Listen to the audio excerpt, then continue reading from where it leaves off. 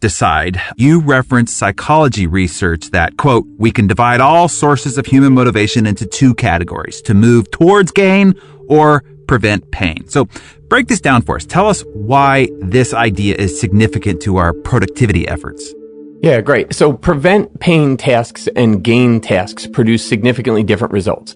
Gain tasks produce 90% or more of the results we get in our lives. Prevent pain tasks produce 10% or less of the results we get in our lives.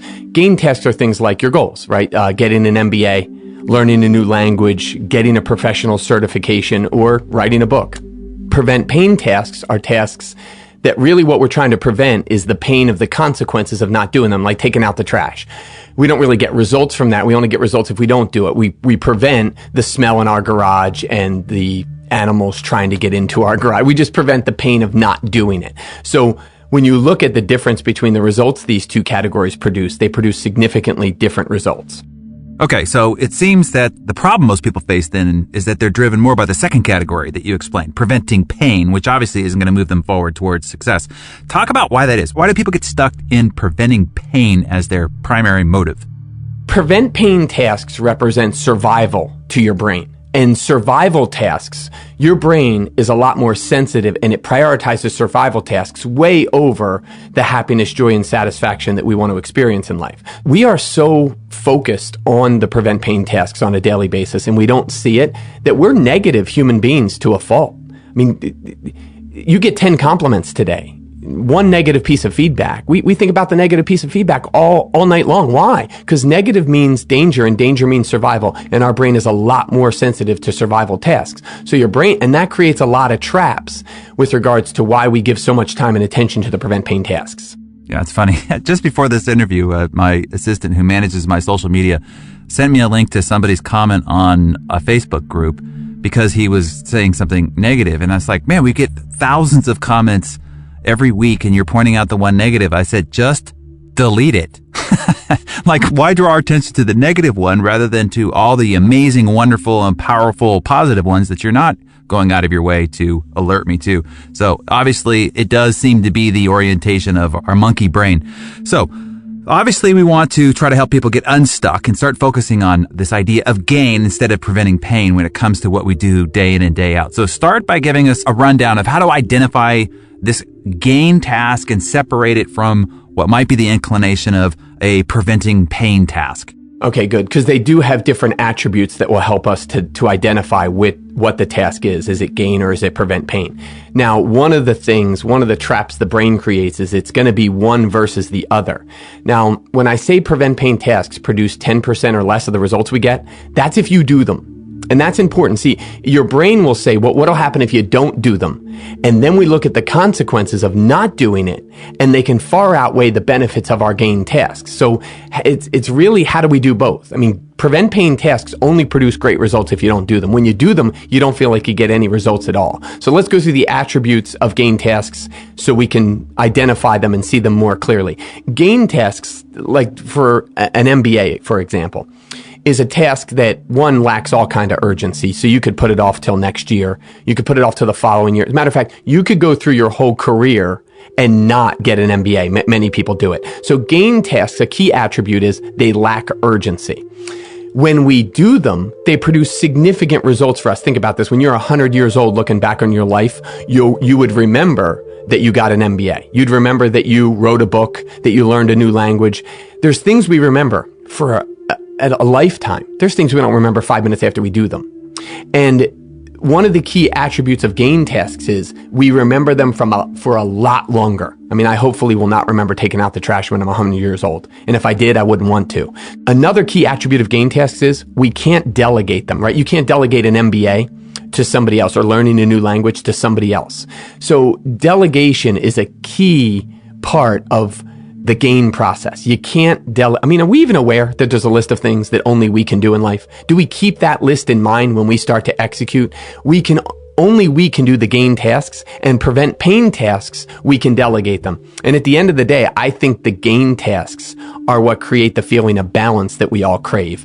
The balance between the movement and the improvement of our lives versus just the maintenance of our lives. And I think that feeling of balance comes when our life gets better.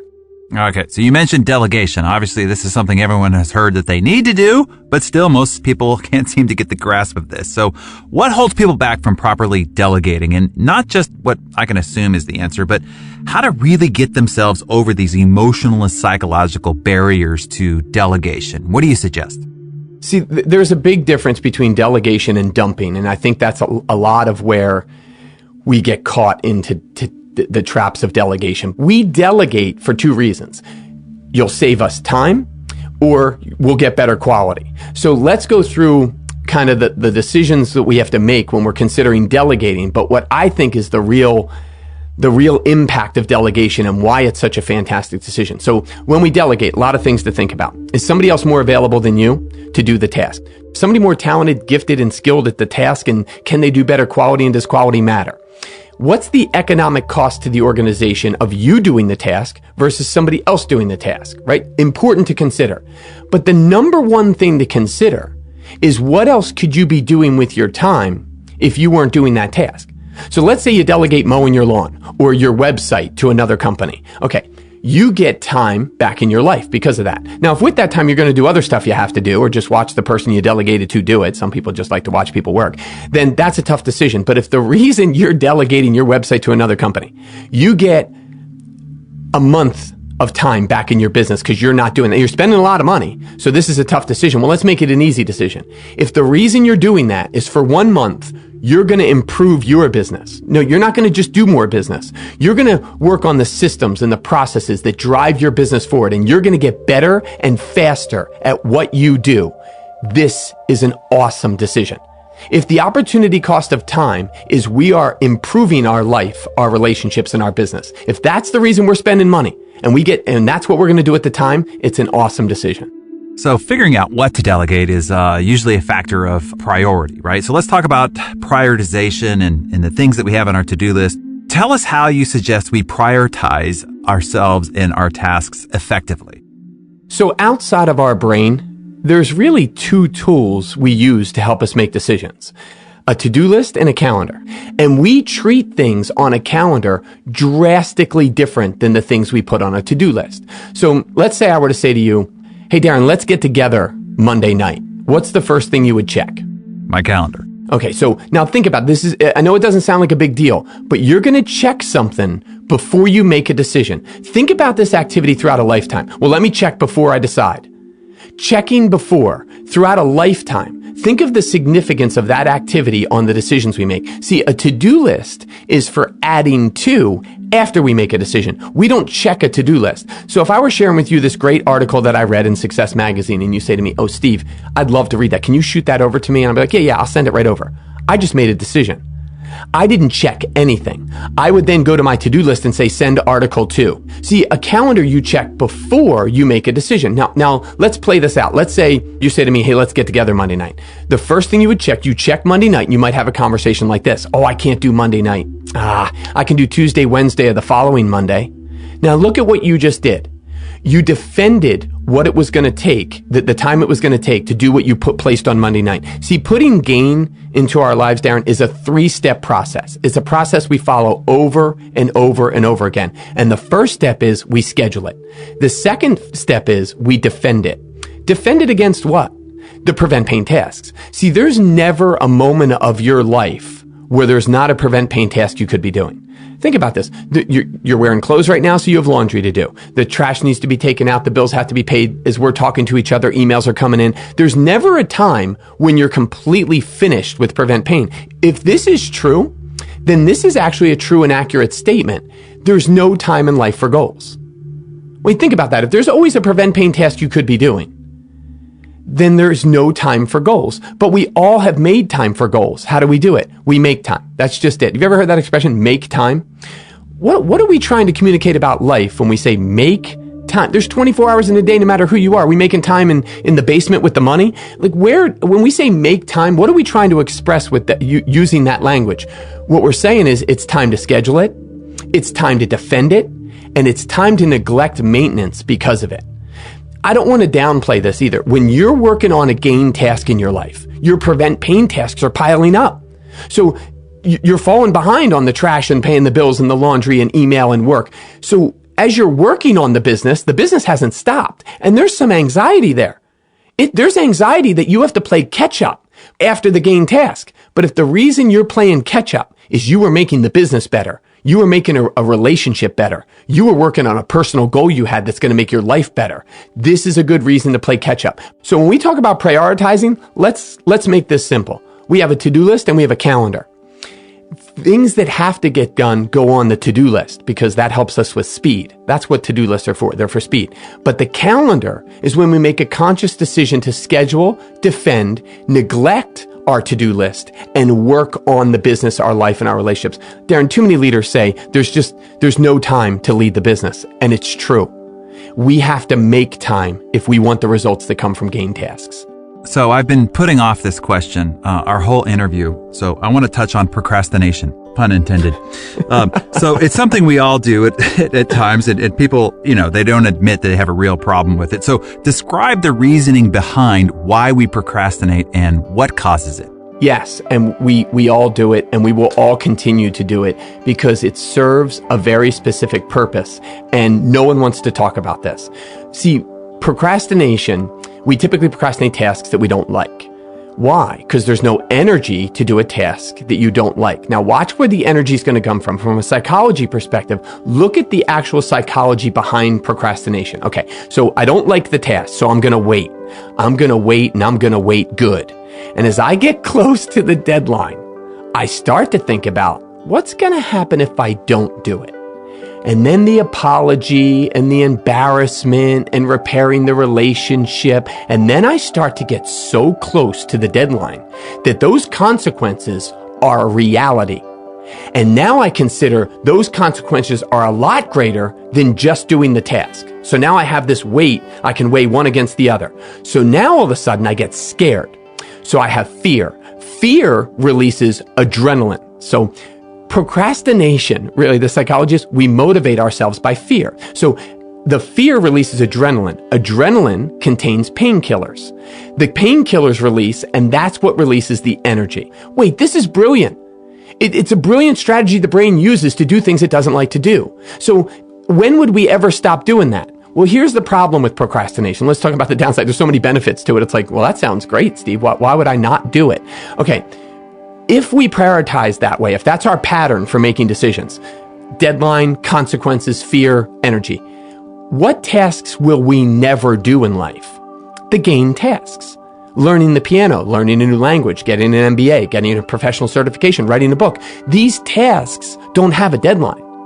And there's no consequences that will scare you enough to give you energy to do them. The other problem with procrastination, so if we're procrastinating tasks like taking out the trash, doing the laundry, no big deal, right? I mean, what's the downside? You can do them under pressure. See, the other problem with procrastination is it creates pressure. And quality and pressure don't like each other. So you can run out to the trash. There's no quality in taking out the trash. Nobody says, hey, I took out the trash last night and I did a phenomenal job. Like that would be ridiculous. So it's more of a pass-fail kind of task. Like, did you do it or did you not do it? That you can actually think about something else. The quality is so low, you can think about something else when you're doing it. But then there's the big proposal, Darren. There's the you want to write a book. You want to learn the piano. You have to be present and thinking about it while you're doing it. Well, this is when pressure is not welcome, right? Pressure and quality are not friends. They have an inverse relationship. When pressure goes up, quality with first-time tasks goes down. So even if we can increase the pressure enough, even tasks we're really good at can become difficult. I mean, there's 3 seconds left to go in the football game, and the kicker is going to decide who wins this football game. Just before the kicker goes to kick the game-winning field goal, what's the coach on the other team do? Take a timeout. Timeout. Why? To ice the kicker, right? To increase the pressure. They had to make a rule in the NFL that you could only call one timeout before a kick because coaches were calling all their timeouts.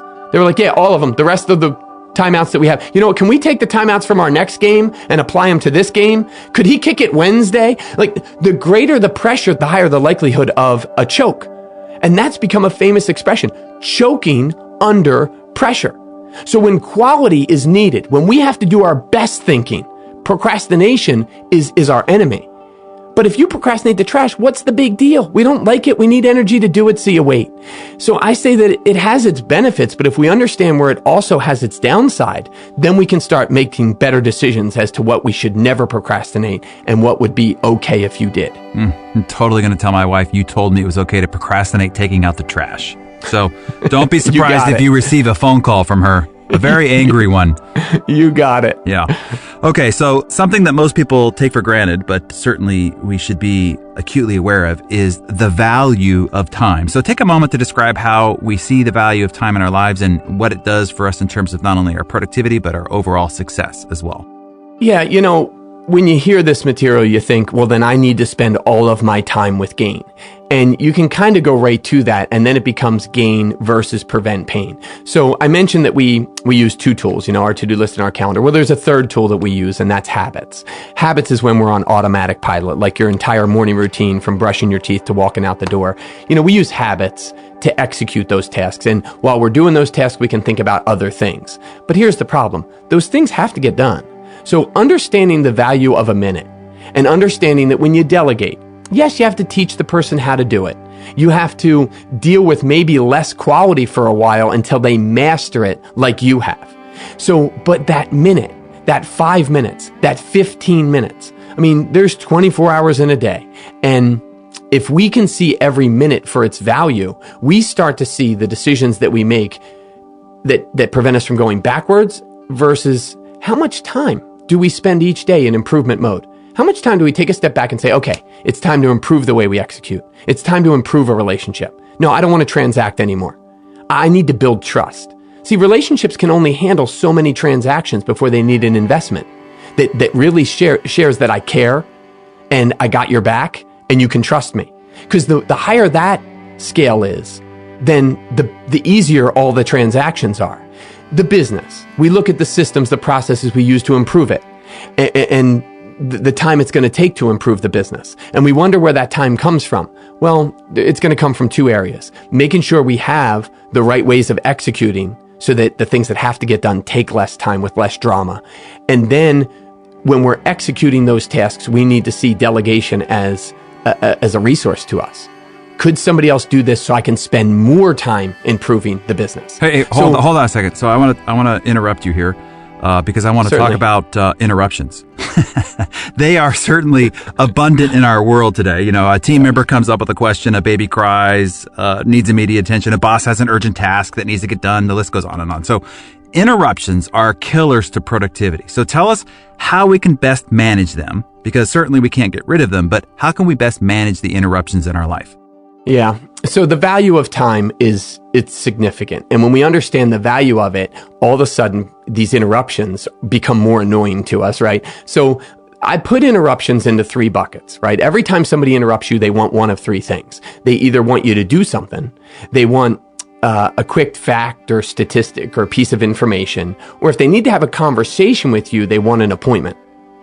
So at the end of the interruption, right, you basically end up with a couple things. You either end up with a to-do on your to-do list, an appointment on your calendar, or it's over because it was a quick exchange of information.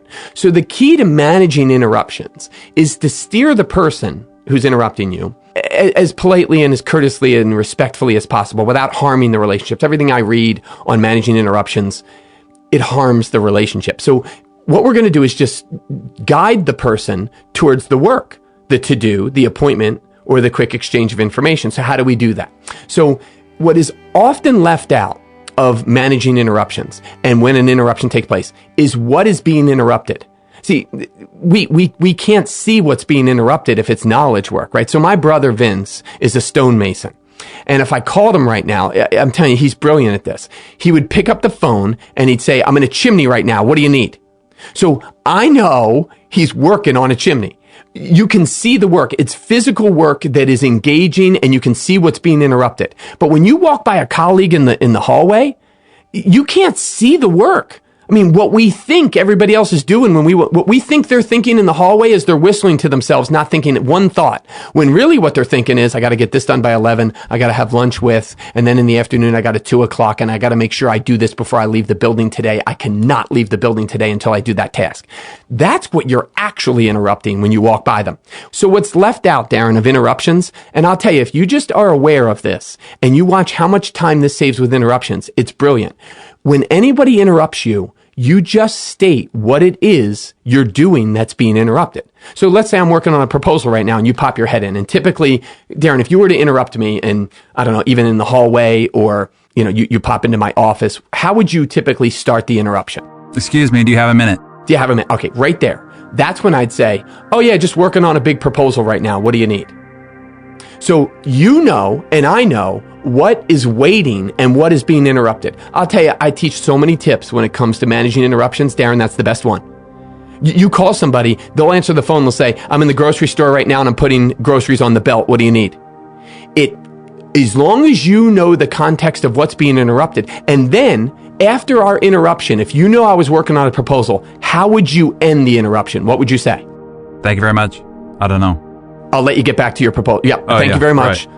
See, now we know how to finish it up, and many interruptions go into chit chat and small talk because we don't know how to wrap it up. But when you know you've interrupted something, it's easy to bring the context back to, hey, I'll let you get back to the proposal. I'll let you get caught up on your emails. I'll let you prepare your presentation. And sometimes people stop by and they just say, hey, no, I was just wondering, how things are going. And I'm like, all right, well, that's nice, but I am actually working on a proposal. So I didn't say anything that wasn't true. So there's no lying involved in this. And I'll say, hey, do you want to grab lunch? Let me finish this up. If it's just chit chat and small talk, if you understand what's being interrupted, then it's easier to avoid the interruption altogether. So if you can steer the person towards the task, towards the appointment, towards the quick exchange of information, then keep the context of what's being interrupted in mind. I'll tell you, it saves a lot of time through every interruption. I'm just going to use the Vince line. It's like, I'm stuck in a chimney right now. What do you need? Yeah. I have a client, I work with the Philadelphia Eagles football team, and that's exactly what they say. They use that they say, I'm in a chimney right now and it's smoking. What do you need? Yeah. So they don't even describe the work anymore. They've actually adopted the chimney language into their culture. It's pretty funny. Yeah, it'll be even more arresting since I'm not a Mason. So, okay, let's talk about consistency and sustainability of these ideas, because we focus mainly on some of the things that are dealt with on a short-term or daily level. So let's talk about the long-term. Give us your best advice for staying on track when it comes to this gain and prevent pain tasks, prioritization, etc. for a month or even a year from now. How do we be productive with these tools over the long haul? I have such a passion for this topic and for this industry and Success Magazine. I mean, this is my life, right? I've been in sales for 25 years. I listen to these CDs in the car, and, motivation, discipline, and willpower, like you said, they only last a couple weeks. If we sustainably want to be able to balance and bounce back and forth between gain and prevent pain, it's the calendar. See, the to-do list is all about motivation and discipline and willpower. But the calendar is about structure. So it's my hope that this is not something that lasts for a week or a month, that this lasts through your entire career. Because when we start to get that feeling of burnout, and where does that feeling of burnout come from? It comes from too much maintenance, right? When your brain has over-prioritized the maintenance tasks in your life, and you've fallen into all the traps. Let's get the maintenance done first, and then we'll do gain. Well, that's not achievable because you never run out of the prevent pain tasks. The brain creates a lot of traps that leads us towards our prevent pain tasks. And what snaps us out of that thinking is the calendar. I mean, think about it. It's so hard to go to the appointment. You're like, well, all right, one more thing. It's kind of like how hard it is to go on vacation. You'd think we'd all be dying to go on vacation. But for the first day, we're hanging on to everything at work and home that has to get done. And then by the end of the vacation, we don't ever want to go back and see those things ever again. The brain has a tough time transitioning from one to the other. It doesn't like to switch between gain and prevent pain. So it says, well, let's do the prevent pain tasks first, then we'll do gain, and we never get to gain because prevent pain tasks never end. They're not tasks you can complete, they're tasks that actually repeat. So how do we do it? When you think about the excitement of the week before you go on a great vacation, it's just so much easier to get stuff done. Why? Because have-tos are easier when want-tos are nearby.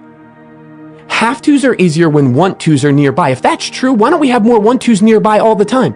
I mean, when you're dealing with the minutiae, even on a weekend, a really tough Saturday where you got to do all the stuff and all the maintenance in your life, it's a lot easier to go through that when you have a Billy Joel concert that night. When we have gain in our lives, the prevent pain tasks take less time, less drama. We see them for what they're really worth. And the gain tasks give us the energy to do the prevent pain tasks. So how do we consistently and sustainably have gain in our lives through our entire careers? The calendar. The calendar, the calendar, the calendar. We schedule it, we defend it, and we neglect maintenance while we're working on it. And every time you get that little feeling of I'm getting burned out, I'm getting in a rut, pull out the calendar and start scheduling things that make the have-tos worth it. Yeah, great advice. Okay, so last question for you today, Steve. I want to make sure that people don't get lost in the flood of information that we've just given them and procrastinate on taking action, even though procrastination in some cases is good. I want to be sure that people leave here with some to-dos that they can follow up on. So wrap things up for us by telling us how we can decide to take action, because all this comes down and back to our choices. So advise us on the power of our decisions when it comes to being our most productive selves and moving forward towards success. Okay, the first thing you want to do is brainstorm your goals and the things that you want in life. And I've thrown out a lot of ideas, but it's so specific to each person. When I get to the micro level with people about what would make their life better, it's so specific. So gain is not just about bigger, better, more. It's about your life going in the direction you want your life to go. In my workshops, what I have people do, and again, people think this takes a lot more time than it does, is 2 minutes and brainstorm every goal you'd love to achieve. And just no filter, just brainstorm your goals. Then pull out the calendar. That's the next step. See, the most difficult part of a goal is the very first task, because we can't procrastinate. We can't use fear to help us do a goal. So the very first task is the most difficult one. That's what's going to take motivation, discipline, and your calendar to get started. But after you execute the first task, another energy source comes in. See, it's not just adrenaline versus nothing. The other energy source is endorphins. We experience endorphins when we feel a sense of accomplishment. I mean, when does the gym feel good? On the way to the gym or the way back? Back. See, that's the problem. It's the way back. If we could get endorphins on our way to the gym, we'd all be going to the gym all the time. Be like, hey, where are you going? I'm going to the gym. You going to work out? No, just going. Like, you can get endorphins on the way there, we'd all be going. You have to get endorphins from earning them. This is why we create to-do lists and check stuff off, because we can see and we can feel a sense of accomplishment. But the endorphins, once you start to move towards a goal, that's when the endorphins rush in. That's when you start to see momentum. Wait a minute. I made a decision that nobody else made me make. See, I think these are the tasks, the gain tasks, the goals that build our self-worth, our self-esteem, our self-identity. I mean, when I'm 100 years old, I'll remember that I wrote a book. Like, these are the things that stay with us.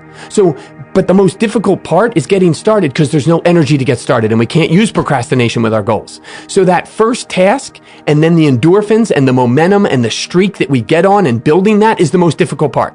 Then once we get rolling on that, it gets a lot easier. So yeah, the gain tasks and the prevent pain tasks, they serve their specific purpose, but taking a step back and seeing them for the results they produce is a great awareness. But if you're wondering what the first step is, so after you listen to this, what's the first thing I do? Take out your phone, go to the Notes app in your phone, and just, because I want them to be on your phone, you have your phone with you all the time, and I want these to be with you all the time. Brainstorm your goals. Then pull out the calendar and say, what could I schedule to start the endorphins? What could I schedule to start the momentum? Fantastic. Well, Steve, thank you so much for sharing your great passion and good ideas.